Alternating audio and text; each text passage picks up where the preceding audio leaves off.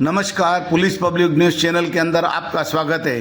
अंजड़ के समीप ग्राम दतवाड़ा चंगा आश्रम घाट पर मछली मारने वालों का आतंक है। शासन के प्रतिबंध के बाद भी और स्वामी जी के द्वारा विरोध करने के बाद भी लगातार मछली मारने का काम जारी है, जिससे आम भक्तों को और पूजा पाठ के अंदर हो रहा है अवरोध।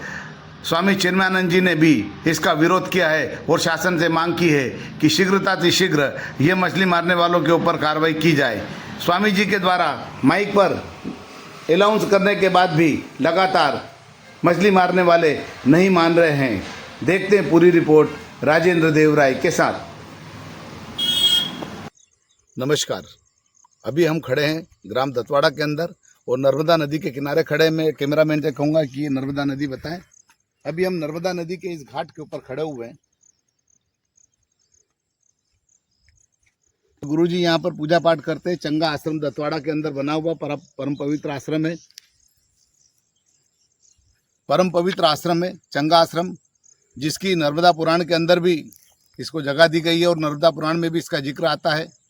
यहाँ पर नर्मदा नदी के अंदर जून, जुलाई और अगस्त के 3 महीने के अंदर मध्य प्रदेश शासन के द्वारा ये आदेश जारी किए गए हैं कि 3 महीने तक कोई भी मछली का आखेट नहीं करेगा, मछली मारने का काम नहीं करेगा, क्योंकि पर्यावरण के हिसाब से ये मछलियों के प्रजनन काल रहता है और इसके बाद में ये मछलियाँ यहाँ पर बड़ी होती है।